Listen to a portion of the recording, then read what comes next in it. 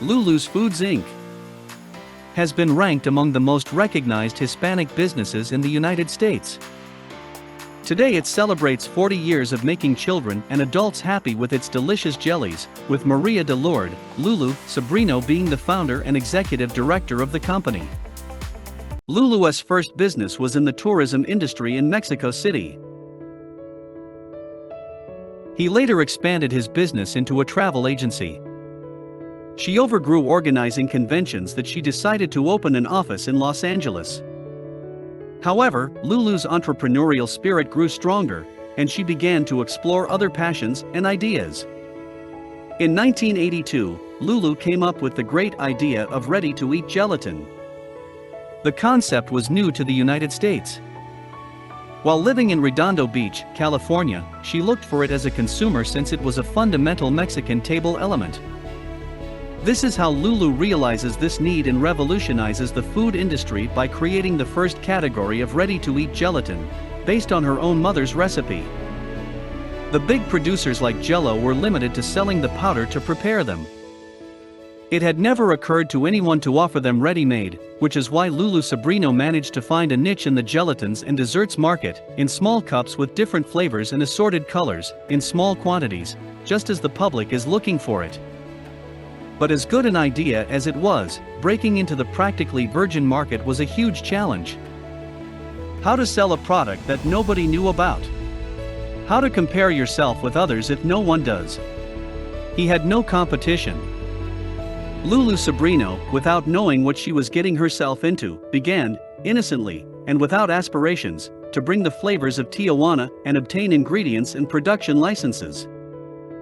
The total investment amounted to $50,000, the result of the sale of some properties in Mexico, and that is how he opened the first 400 square foot store, where he began to produce and distribute the product to small Latino stores. Lulu was the owner and only employee. That's how she had the idea to start her gelatin shop in the city of Torrance, California. She started small to see if gelatins would be successful. She found himself at the perfect time to introduce a classic dessert to the Los Angeles market that brought nostalgia for Mexico and other Latin countries to the table in many homes. In the businesses where Lulu left few jellies, they began to ask for more and more. The demand grew while she had fun investigating how to produce them industrially, and managed to prolong the life of the ingredients used for each recipe she learned from her mother. A decade later, Jell-O began selling ready-to-eat jellies with advertising on television. However, no one can ever take away from Lulu Sobrino the title of being the pioneer in ready-to-eat gelatins. With the individual packages, new desserts such as milk jelly, rice pudding, and baked caramel flan were developed. The 12-unit trays of sugar-free gelatin and one color are the most popular due to their price and variety. Lulu Sobrino has been invited to share her story to speak, educate, and motivate Hispanic entrepreneurs with dreams of starting their businesses.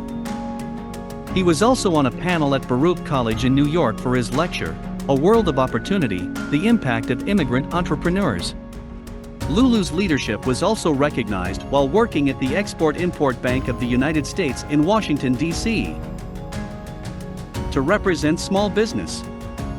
Also, the Schlesinger Library at Harvard University honored Lulu Sobrino in a national traveling exhibition that interprets the history of American women and business female entrepreneurs, America's Women Entrepreneurs from 1750 to 2000. Lulu was named one of 40 intriguing women who helped shape the American business landscape, including Meg Whitman, Martha Stewart, and Oprah Winfrey.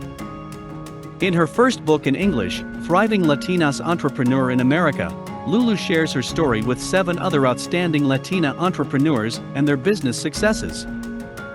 The book has given him many opportunities to provide national lectures to universities and business organizations. It has been 40 years of struggle, but it has been worth it. Today Lulu feels satisfied to have been able to lay the first stones of Latino entrepreneurship and helped pave the way for many businessmen and women who have followed in her footsteps in the United States. You have to have a vision, determination, passion, integrity, creativity, leadership, self-confidence, and many other things. Above all, you have to work very hard. Lulu Sobrino. 40 years. Congratulations, Lulu.